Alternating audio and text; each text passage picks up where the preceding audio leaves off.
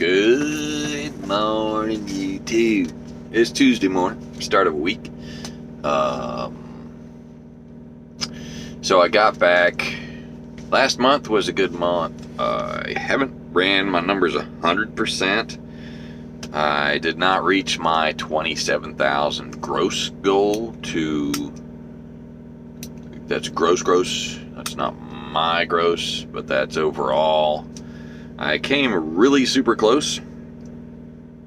But $26,006 on 7,537 miles. So not too shabby. It wasn't bad. There was a couple of hiccups during the month.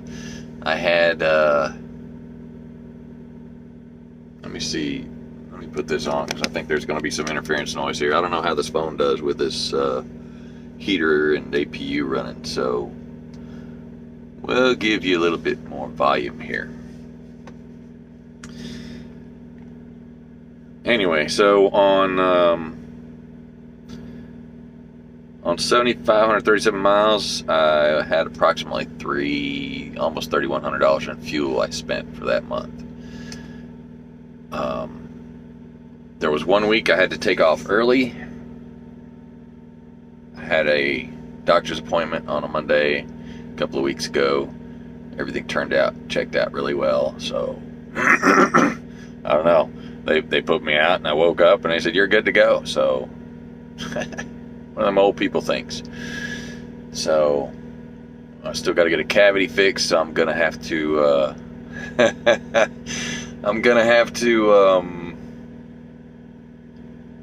Get that done. But yeah, in addition to that 26,006, there was a 500 of it. So 25.5 was from line haul, 500 was from detention and layover. There was 2 layovers. I believe that's what the other 150 is for. I know one of them was a layover plus detention, which was 350, and then there was another 150 that was an add-on. So that is how last month was. There was last week I did a load. Now it's not going to hit, so technically last month only made 22, but it's still on this quarter. And I finished it last month. So to me, unless it's falling on the next quarter, I go ahead and count it as that week pretty much, because with rollovers, like you end a month and start a new one, you sometimes might have a load that doesn't pay until the following month. Even if it's a day later, that's still the following month, right? So with that rollover, my rate was only 22, but it's still on this quarter, so I'm good with that. Now, the unfortunate thing, those of you that don't know about grocery locations, I don't do grocery locations. I don't do Kroger. I don't do anybody except for like the Publix down in Ocala. I think it's Ocala. The Publix down there is outstanding. Their service is impeccable. I go there and get in and out 2 hours or less. Most of the time it's like an hour and a half, something like that. Just get there right before your appointment time. I took a load going to McLean in Kissimmee, Florida. I haven't done a McLean load in 3 years. I learned my lesson the first time when I did it for Schneider.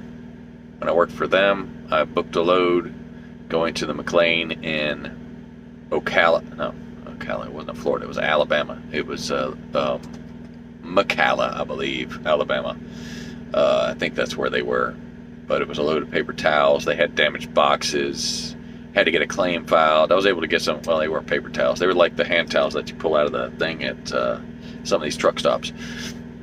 So I was able to take some of that home because they ended up saying, well, throw it away. And I'm like, I ain't. I threw most of it away in their trash can. And I didn't have a lot of places to put it. And I didn't want to tote it around in a trailer, so I took like a case and threw the rest out. It was like 3 cases, which kind of sucks. I probably could have taken it, given it away at a truck stop. I should have done that, but I didn't want to tote all that stuff around. Anyway, so this was McLean from Barry in Evansville. Barry has a really, really, really bad reputation of taking too long to load, as well as McLean taking too long to unload. So Barry turned out well. I went there way early, and they were like, you need to come back, like, I don't know, a couple hours before your appointment. So, oh, that's nice. I broke my pen, the thingy that makes the ink go back in. I play with my pens when they're in my hand. Anyway, so I got to Barry, and I pulled out of there and parked down at the end of the road by the airport, and I watched trucks. I wrote down the names of the trucks as they drove by, and it was taking them 2 to 4 hours to get in and out of there. So it wasn't the 7 to 8 hours that everybody had been doing on some of those reviews. So I'm like, well, maybe I'll be in luck, but my load was going to be on third shift, so you know how that goes. Anyway, I got in there and got out. It took 2 hours. It was perfect. So worked really well on the front end. The back end was the bad part. McLean was an 8 p.m. delivery, and I got out of there at 3:16, even though they stamped it for 2:16. So now I'm waiting on them on detention approval. I got to get back with the broker on that load. And since it was over the weekend, you know, sometimes it's hard to get hold of these clowns. But anyway, that's that. And then there was another one from the detention prior to that, which was, I had 3 issues last month, and I've never had that many in a month. So supply chain issues, right, people? I mean, it's not the truck drivers, it's the warehouses and the ports and all that, not having enough workers supposedly, as well as people just practically holding up work, you know. And they're like, well, what can we do? Well, get people to unload you in a timely manner. There'll be more trucks on the road. I mean, if it takes 7 hours at every single grocery chain in the country to unload a truck, as well as other places, whereas it should only take 2, and I understand time constraints and space constraints and all that.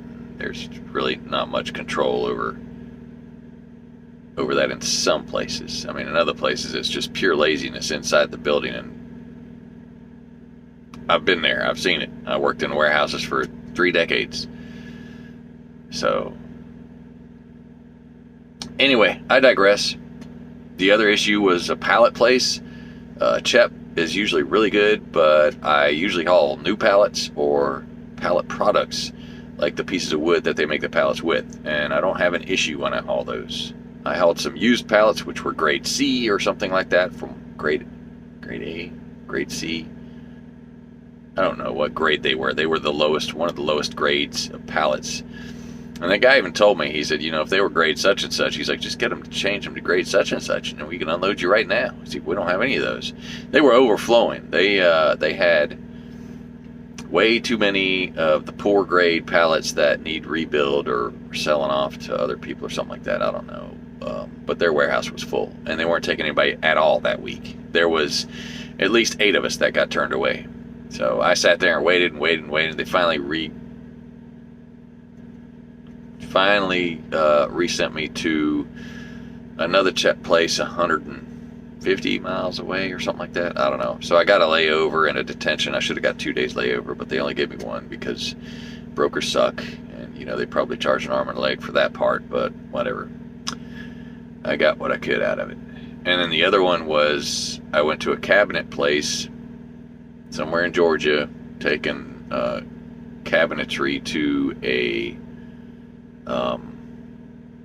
an apartment complex under construction. Now, I've never done that. It was easy enough once I got in there, got out, no problem. But the cabinet place is very mismanaged.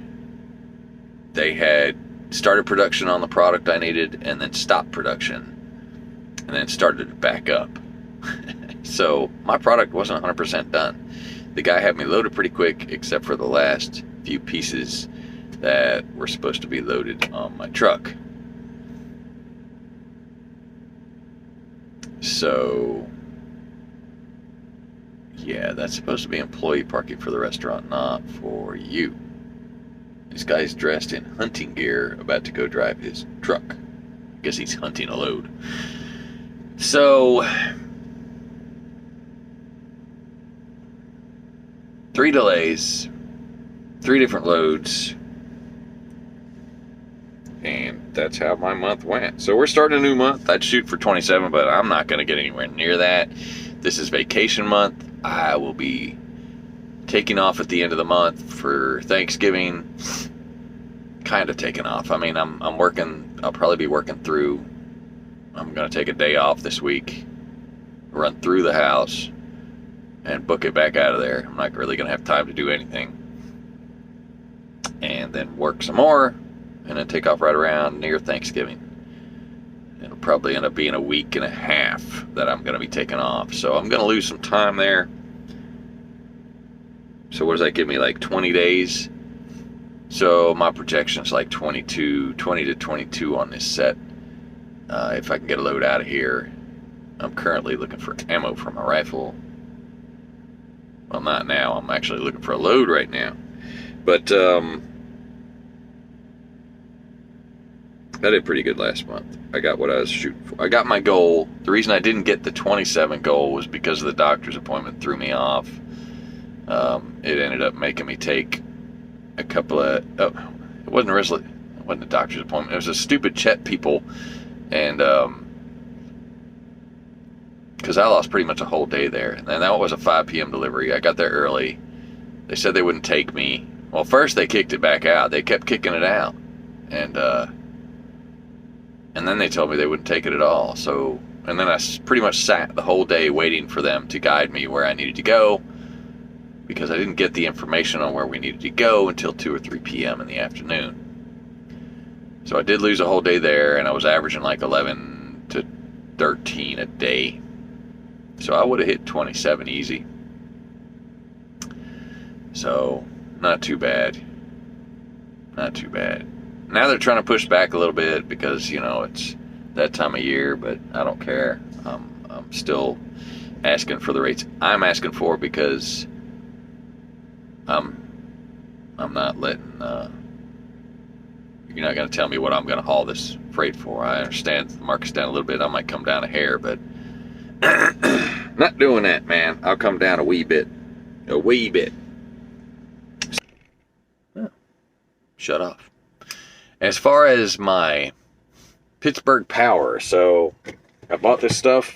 I've been using it for a month now. This is the fill thing, so you get a humongous jug. You can get a gallon or a half gallon, and it's expensive. Yeah, it's about a penny a mile, whatever. But if it saves you even a penny a mile in fuel, you're actually breaking even. And it's treating your engine well.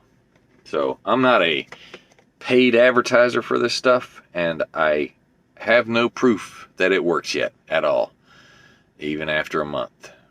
I will say this though, it has smoothed out the idle on my APU tremendously, and the reason I can't tell whether or not it's done fuel mileage, I have reason to believe my crankcase breather is going out. I ordered one. I'm waiting on it to come in. So I've been having issues, possible crankcase breather issues. I don't know yet. I mean, there's this, that, and the other that shows symptoms, but then the symptom went away. So I'm going to test it out again this morning. And one of the ways you can tell is you loosen your oil cap and you lift it up about just a tad off your oil fill tube. And if it's trying to suck it in, your crankcase breather is fine. If it's trying to blow it out, you better get a new crankcase breather. If it's not doing anything, and then it does something, then you better get a new crankcase breather, because eventually it's on its way out. It's slowly on its way out. Another thing to check, I'm not 100% sure, but I mean that you'll get oil, and this happened to one of the Schneider guys just the other day. You'll get oil all over your truck. And I did have, and I'm not talking about small bits of oil. I'm talking about like massive amounts of oil. I did have like tiny drops. I mean, like minuscule. They were so small you could barely tell them, but I seen them all over the back of my truck. And I didn't know where they came from. I didn't run over any oil. It was spraying out of somewhere. I just don't know where. I couldn't find the source. Although I'm likely to believe that it's coming from that. I've got 670,000 miles on this truck, and it has never been replaced. So I'm thinking that's starting to go out. I also have brand new football seals that have already started leaking, and the seal from the tube on the crankcase breather that's up against the engine has been leaking. And it's not constant. It's only occasional. So it could be deciding that it's going to be going out soon, which would make it sometimes do it and then sometimes not do it. So I've ordered one. It was $355 at Freightliner, and I'm going to put it on later on once I get it in.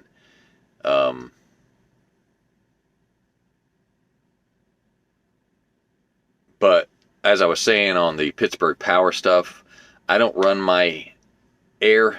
Once it gets cool, I'll open a window and just, let the truck stay cool that way. My insulated cab in the back there it works very well. I hardly ever have to run the heat unless it gets super cold out. So, and I just don't run the heat. So my fuel mileage has gone up, but like I said, without my APU running, costing me like half a mile per gallon or whatever, right? Isn't that how it works? Half a gallon per hour or whatever.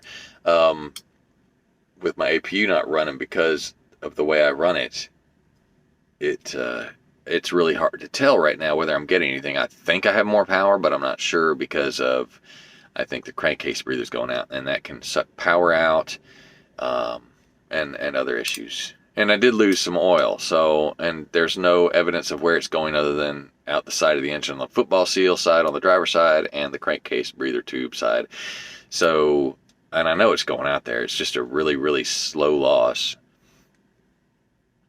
That and the fact that it's synthetic, so it's a lighter oil, so it's going to leak faster. And I don't know. I'm going to replace that anyway and go from there. Make Money Trucking had one. He swapped one out on his truck, and they gave him the wrong one first. I was going to buy his, and then it's like, well, I don't know where he's at, and then next thing you know, it's sold. But whatever, I don't care. My Freightliner was able to hook me up, so they said as soon as it gets there, they're going to let me know. And seeing as I'm still running until it comes in. I'm not going to swap it out. And I'll probably do it myself because I got to get a PM done on my truck, but I'm going to put that on by myself that way, unless it happens to come in right before I go up there. So these guys are going to do an oil change, fix those football seals, and water separator, all that good stuff, fuel filter. They do everything when they do my PM. But yeah, anyway, that's how I look for my loads.